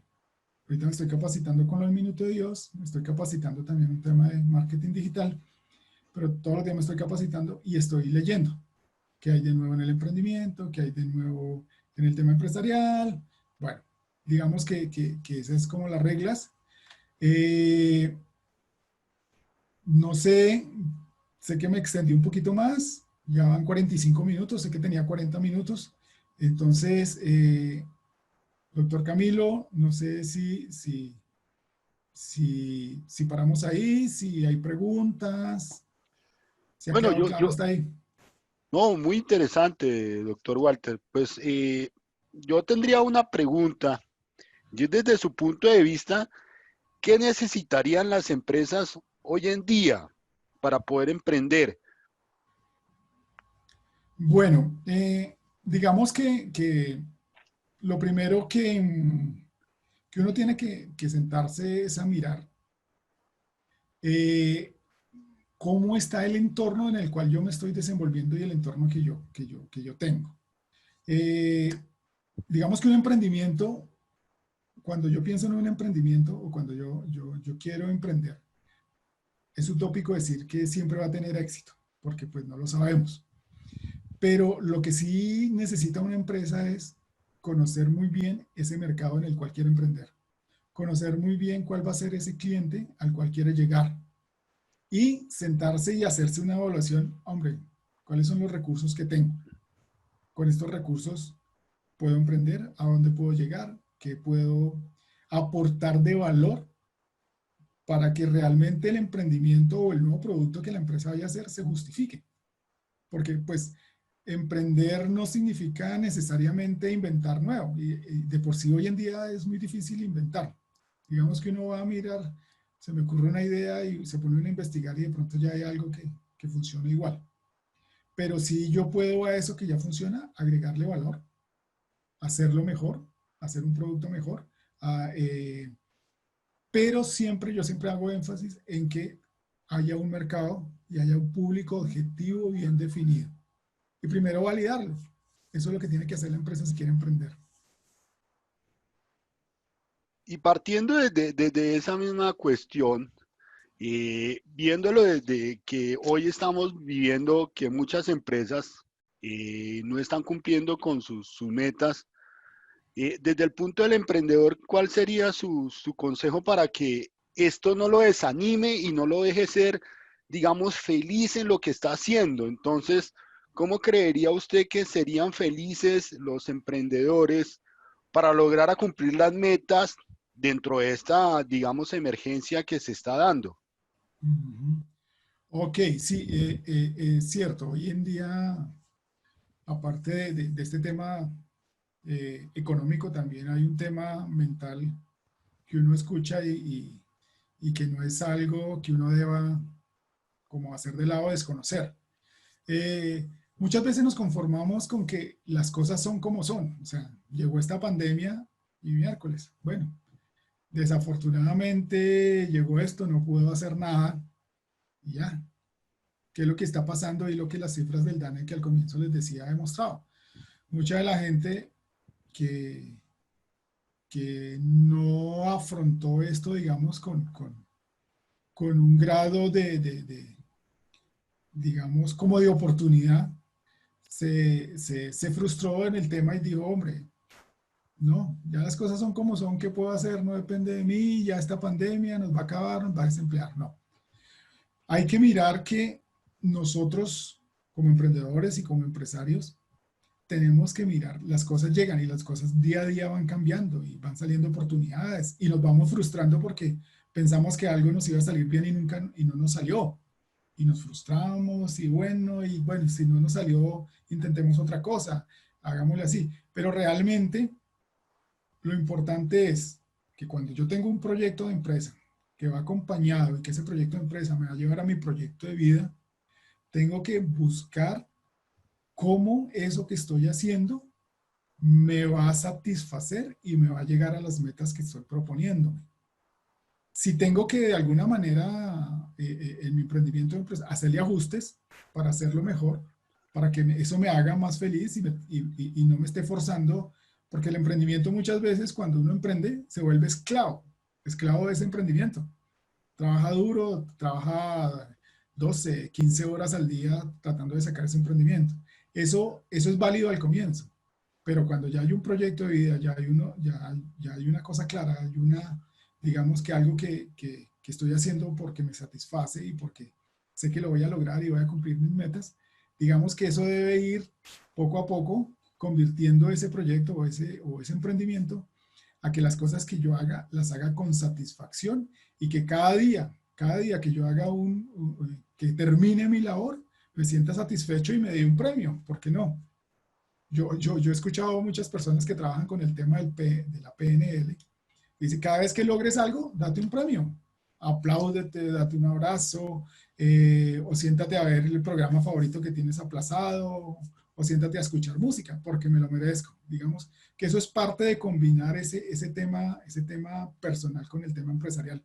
De esa forma uno busca ser feliz, combinando esos dos factores.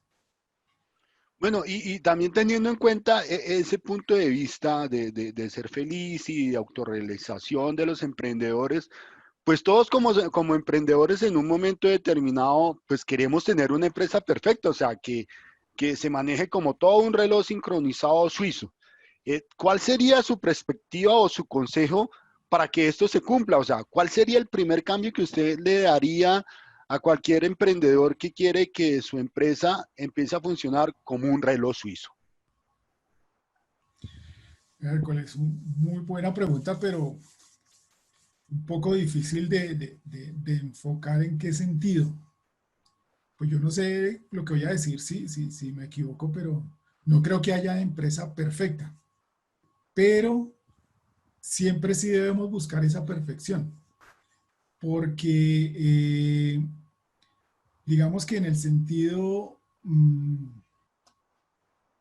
o tomando un poquito la respuesta anterior, la empresa perfecta sería la que nos haría felices, digamos.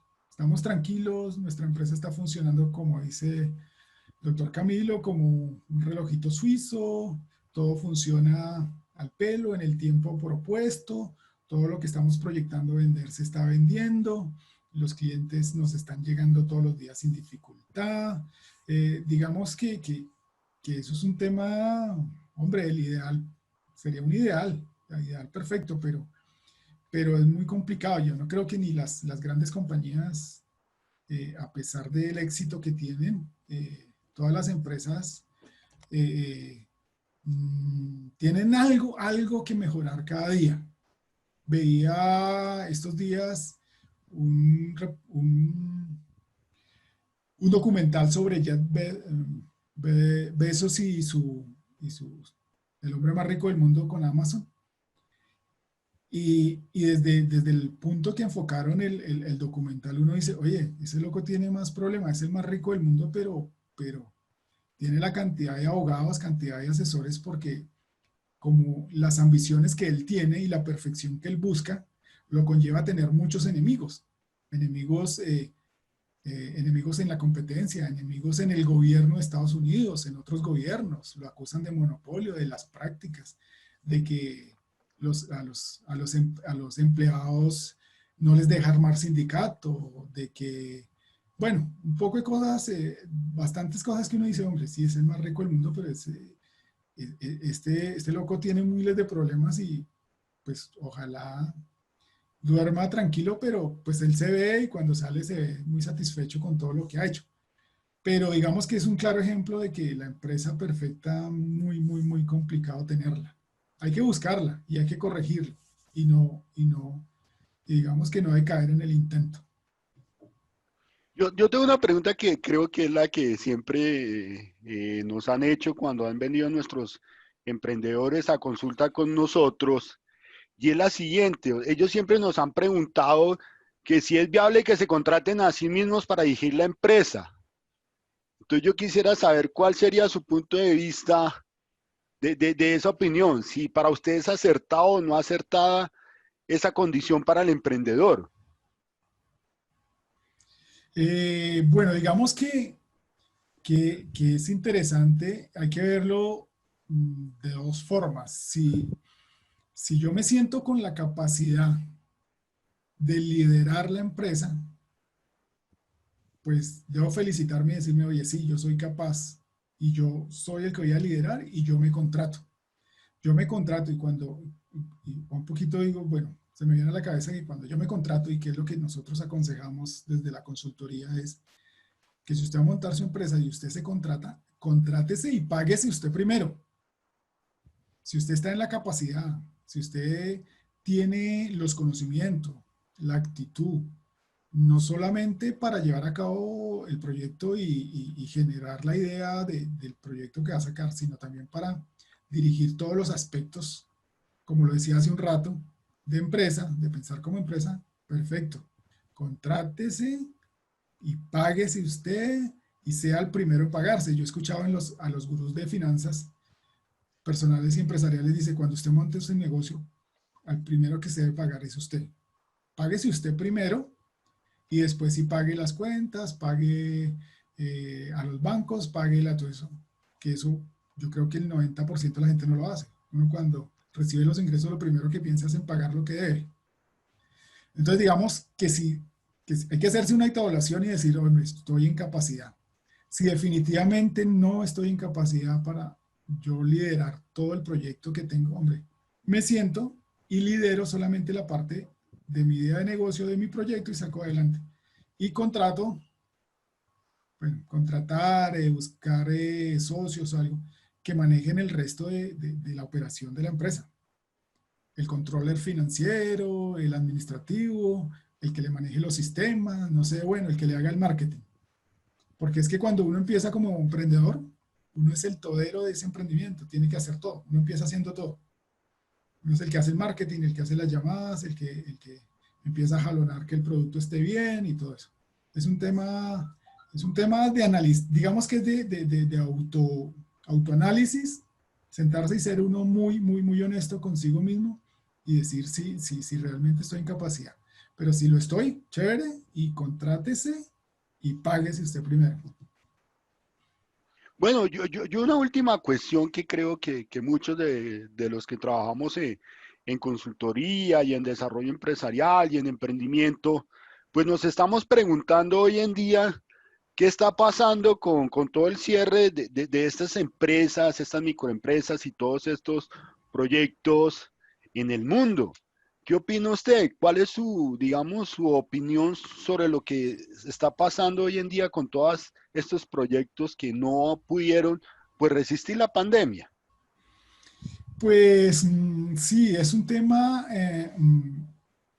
que digamos, primero pues digamos que viendo en contexto cómo venía funcionando la economía, eh, digamos que Latinoamérica y digamos que Colombia. Eh, el tema de la informalidad es un tema que viene por décadas y que no ha sido un tema fácil de abordar por ningún gobierno. Y con el tema de la pandemia, los más perjudicados, digámoslo, son esas empresas que venían en esa informalidad. ¿Por qué? Porque esos informales no están en los registros de ninguna entidad gubernamental y de ningún banco y de nadie. Entonces no hay cómo ayudarles. Por eso fue tan difícil en el tema de las cuarentenas lograr que todas las personas que están en la informalidad lograsen estar en casa. Porque muy válido, ellos tenían que salir a buscar recursos pues para mantener a sus familias.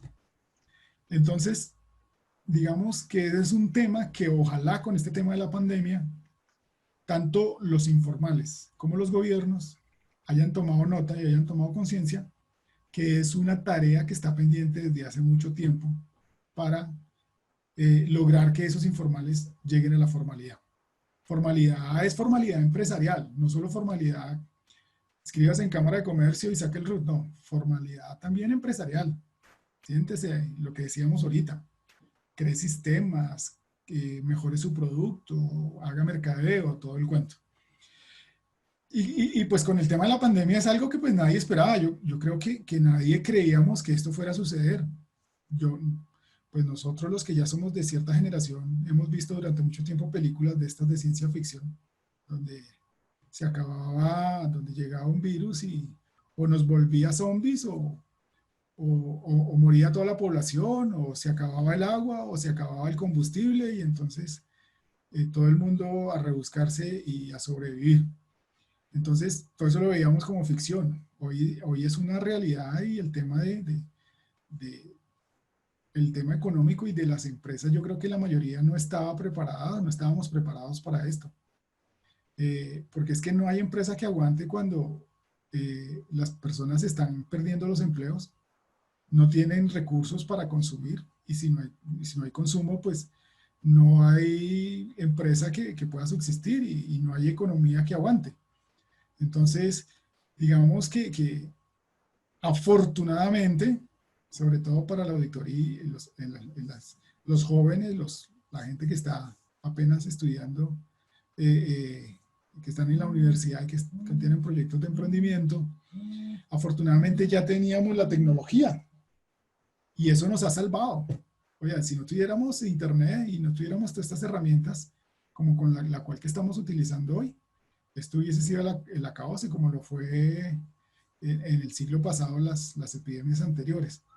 Yo pienso que la tecnología nos ha salvado y ha salvado muchas empresas, pero para mí la conclusión es que para el caso de Latinoamérica, el caso de Colombia, el tema de la informalidad es un tema que le pegó mucho para que muchas empresas no subsistieran y muchas familias estén ahorita pasando por apuros. Pero realmente pienso yo que la lección más grande es estar preparados para coyunturas de estas, y estar preparados es tener los sistemas, las tecnologías y tener los recursos, digamos, los colchones financieros de que tanto hablan los gurús para poder sobrellevar estas coyunturas como las que estamos viviendo hoy en día. Bueno, mi doctor Walter, muchas gracias por su compañía en esta primera etapa. Quiero agradecerles a todos los participantes pues, por haber estado con nosotros, habernos acompañado en esta primera etapa de nuestra feria empresarial. Y nuevamente los invito para que nos acompañen el día de hoy en nuestra segunda jornada académica de 2 a 6 de la tarde, donde el doctor Walter nos acompañará con una charla muy importante y muy interesante para todos estos temas empresariales. Mi doctor Walter, nuevamente le agradezco habernos acompañado en este foro. Nos vemos más tarde. Muchas gracias. Muchas gracias a ustedes, muchas gracias a todas las personas presentes. Hasta luego. Nuevamente los invito y nos vemos a las 2 de la tarde. Muchas gracias por su participación.